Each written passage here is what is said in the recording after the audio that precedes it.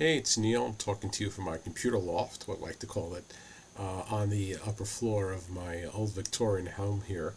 And I keep in here all my computers and all my devices and my rubber ducks, all kinds of technology that I keep up here, as well as easier for my studio and creating more lengthy, technically sophisticated, hopefully, uh, things. But I want to talk to you about something today that actually just took place yesterday. One of my colleagues, former colleagues, John Froio, passed away, and he was one of the first people I met when I started becoming a teacher over 25 years or so ago.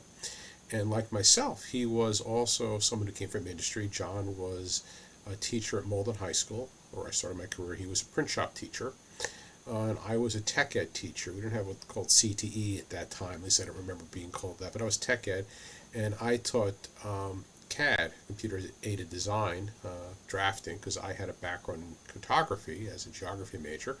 I also know how to use computers from my time spent in the computer industry.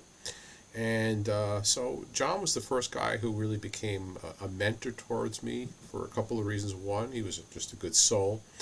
And secondly, because he also had a child, adult son, who had disabilities. So he sort of helped me with some of those understandings that I had. So John gave me a piece of advice I want to share with everybody else. One of the things he told me when you first start out teaching, he says, always, always, always have a extra credit assignment available for your students. He said the kids will sometimes not do very well, miss a test, don't do the homework. Give them an opportunity for an extra credit assignment. And he says, don't worry about it having a burden upon you, because 95% of the time the kids don't do it. So you don't have to worry about having more work to grade. But he says he gives your students an opportunity to make up work and shows that they care. You can give them a passing grade. And the old COA file, if the parent complains or administrator says, how come you didn't give my child a chance to pass your classes? Hey, look, I'd offer them an extra credit report, extra credit assignment. They never did it. So COA. But anyway, one of the things that I remember about John, he taught print shop and I taught the computer shop. And back in the day, before we had these mice that were optical with little light bulbs at the bottom, like this Bluetooth mouse that I use, you had to have a mouse with balls inside.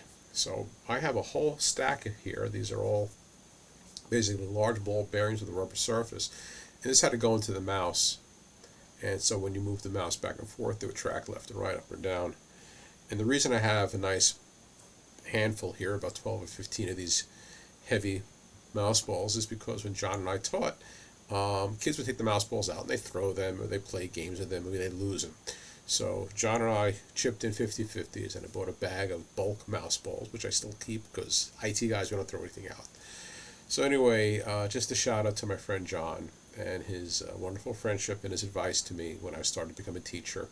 And for whatever reason, I now have 25 years later a handful of steel ball bearings covered with rubber mouse balls.